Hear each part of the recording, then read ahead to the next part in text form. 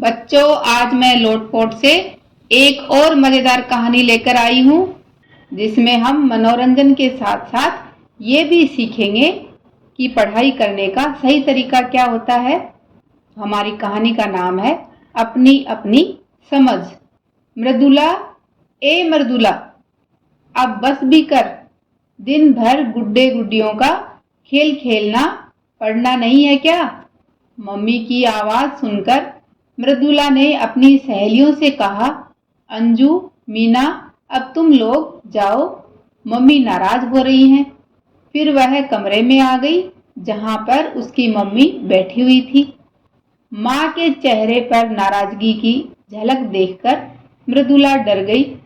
Mummy जी, देखिए ना, अपनी ड्रेस धोकर डाल दी, गेहूं धूप में सूखने डाल दिए, स्कूल का सारा काम कर लिया, अब भी कुछ न खेलूं?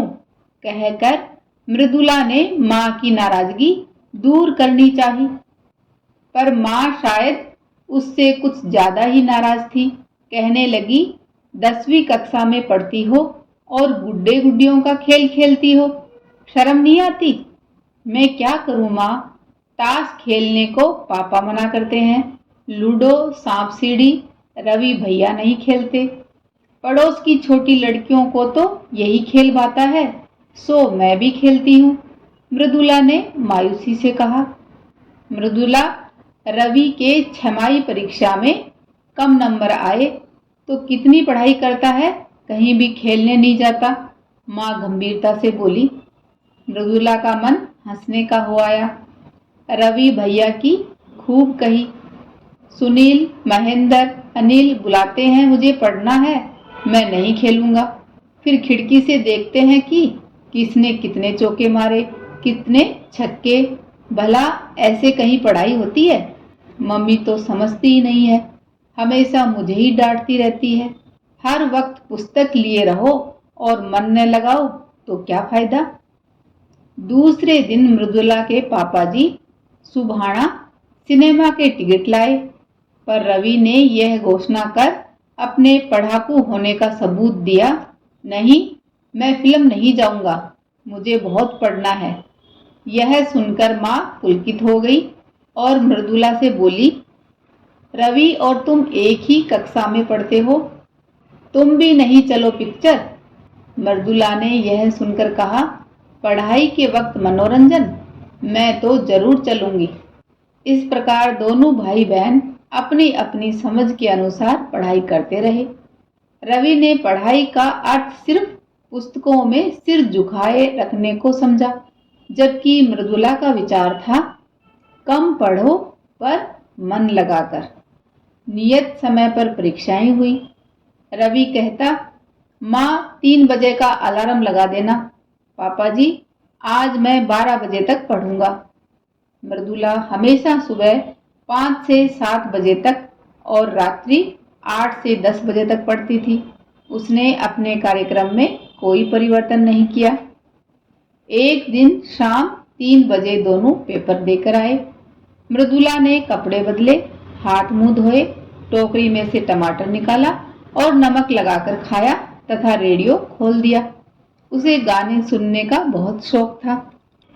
और उधर रवि ने न कपड़े बदले न खाना खाया, सीधा अलमारी में से इतिहास की पुस्तक निकाल लाया। इल्तुतमिश दास वंश का वास्तविक शासक था। जोर जोर से पढ़ने लगा। माँ मृदुला पर बरस पड़ी। रेडियो खोल दिया, रवि को देखो, अभी परीक्षा देकर आया है और फिर पढ़ने बैठ गया। ऐसे होते हैं पढ़ने वाले। मृदुला खिलखिलाकर हंस पड़ी, बोली, मम्मी जी, आप बेकार ही में नाराज हो रही हैं।